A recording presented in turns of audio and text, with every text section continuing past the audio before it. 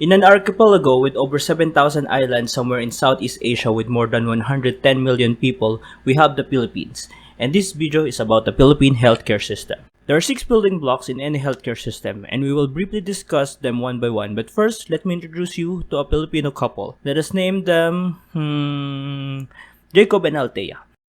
Let's say Jacob and Althea are planning to start a family and just want to ask a professional how reproductive health works. What should they do? What to expect in the next couple of months?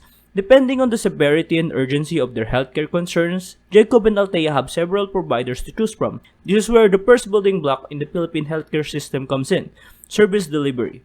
The Philippines has both public and private healthcare providers functioning in parallel and most of the time working together. Jacob and Althea could go to more than 22,000 public barangay health stations and 2,500 primary healthcare facilities, rural health units or barangay health centers, RHUs and BHCs. There are also outpatient departments of approximately 1,200 hospitals of various capacity. And of course, there are also private health clinics and private and public teleconsultation services available in the country.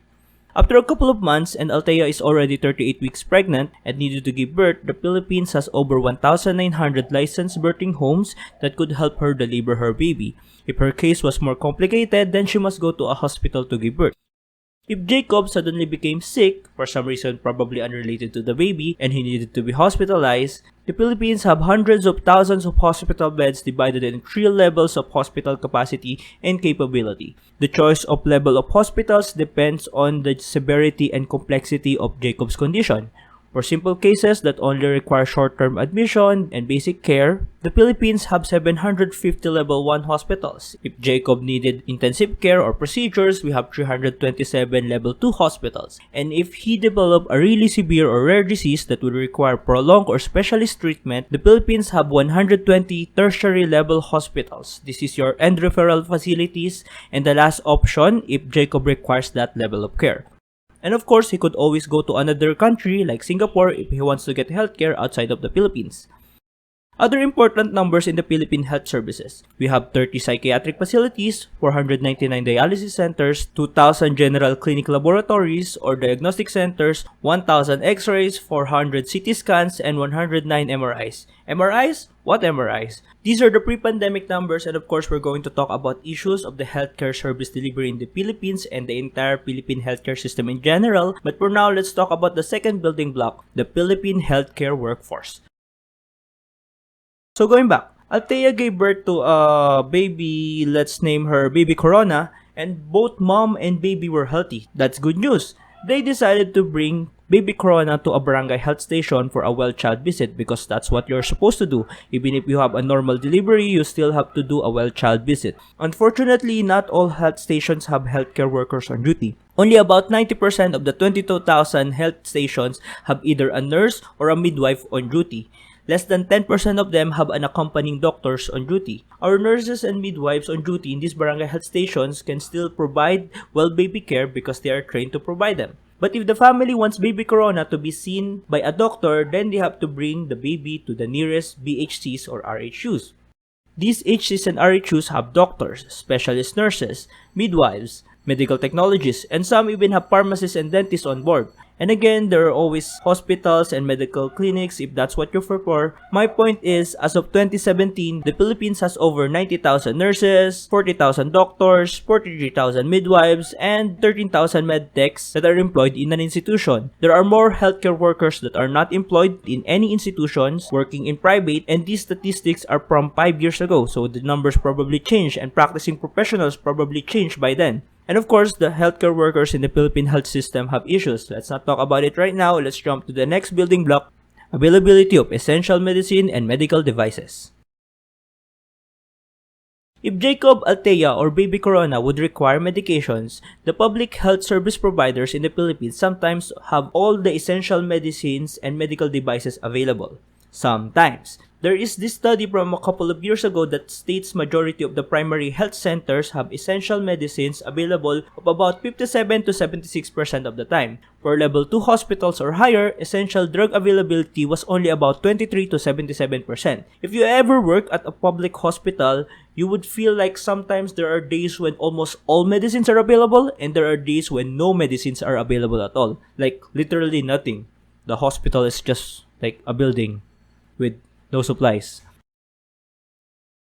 Of course, if Jacob and Althea cannot obtain their medication or medical devices from the public health sector, they can always purchase from the 29,000 private pharmacies and thousands of medical device resellers in the country. I hope you are seeing a pattern here. Whenever there is a deficiency in the Philippine public health sector, there is usually a private provider that could, at least to some extent, help alleviate that gap.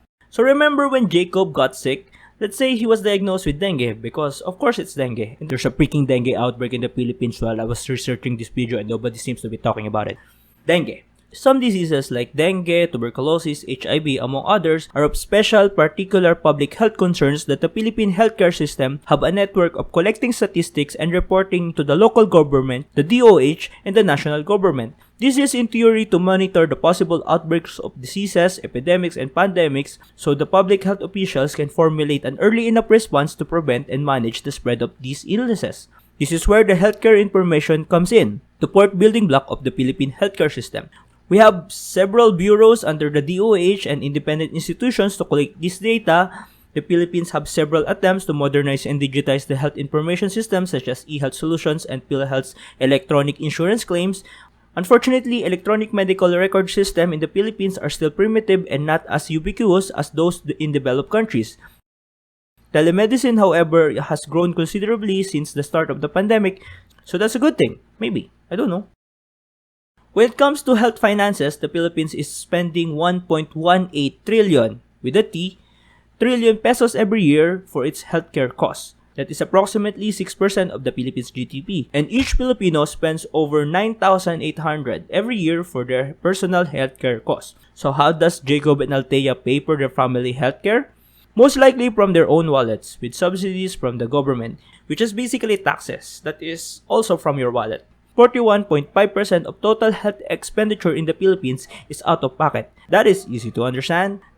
Then about 50.3% are government schemes, including PhilHealth, where the government takes money in the productive members of society, pulls it in a fund, and use it to reimburse healthcare providers for service availed by PhilHealth members. Included in the government schemes are the 270 billion pesos of funding for the Department of Health of the Philippines.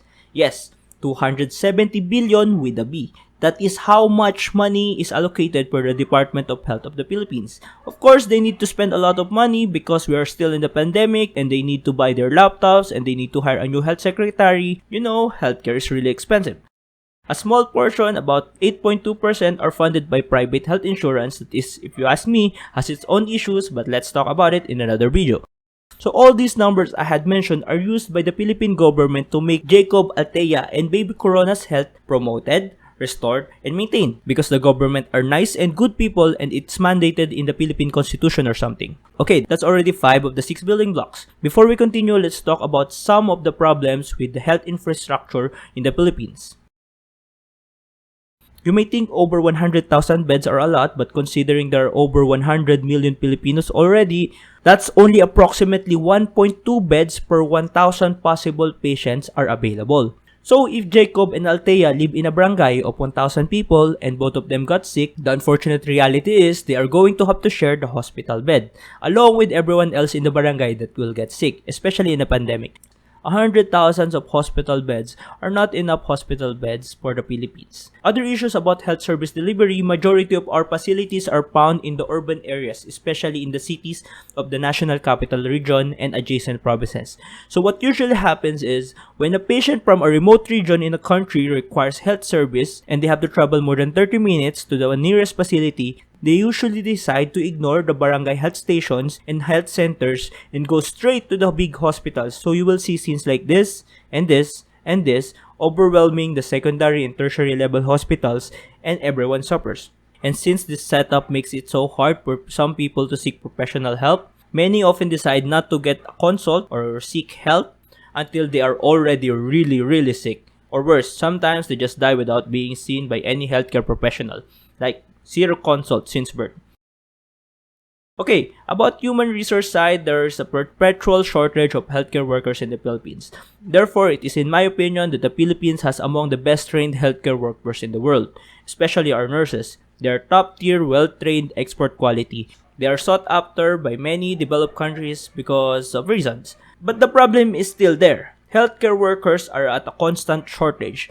We train a lot of nurses and doctors and other allied health professionals, but most of them are either concentrated in cities like in the health service delivery problem all over again, or the trained professionals don't stay in the Philippine healthcare industry. They would rather either go outside of the country to practice their profession or go to a BPO company because it makes sense for them. Pay is higher, work hours are better. I don't know if it's less stressful or less toxic than being in a hospital or not, but if it's more stressful and more toxic, why are you staying in that company?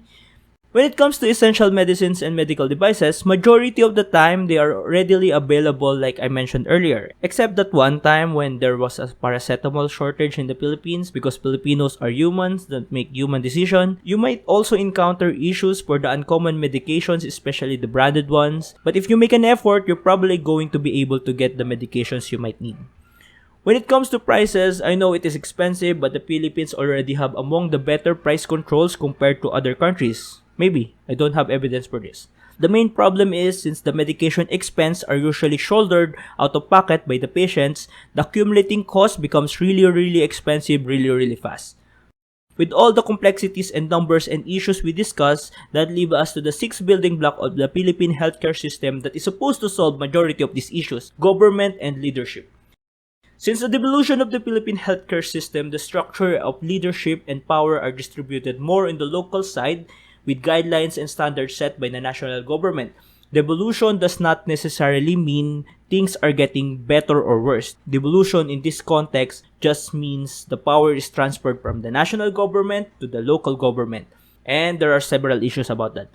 The DOH Philippines only handles a few tertiary level and specialty hospitals, while the provincial government handles the regional and district hospitals.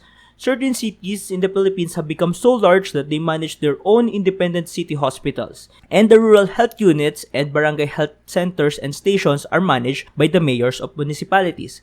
Concerns of this type of leadership structure is that there is often conflicts with politics and jurisdiction. Why would a patient from Imus, Cavite go to a public hospital in Metro Manila for health services when there is already public health facilities in Imus? Those are just minor issues. Public health workers would still provide services to every patient wherever they come from. The problem is certain facilities are overutilized and under-resourced, while other facilities are underutilized and over-resourced. Another possible issue that might arise in this kind of system is that the responsibility of providing healthcare service to citizens are being transferred to the LGU, but the funding is not being transferred to the LGU. So, lack of funding, lack of healthcare workforce means less healthcare for the people. Each building block probably deserves a video of its own. If you want an in-depth explanation, maybe ask some other content creator to do a video about it. Or wait, maybe I'll do a video about it in the future. I don't know. I guess that's it. A brief overview of the healthcare system of the Philippines. Hope you like it. If you have any questions, write it down in the comment section. If you have ideas on how to fix the issues of the Philippine healthcare system, maybe you should be the health secretary or something. Or run for the president. Maybe. I don't know. You do you. I'll just do me. Thanks for watching. Goodbye. Winaharap na niyo kami. Fraud has always been with the system. Idiot to na corona ito. Yung sa... Wala, we just go through the process. Ano po, panalo na tayo. We beat the UP prediction po. We beat it. So, congratulations, Philippines.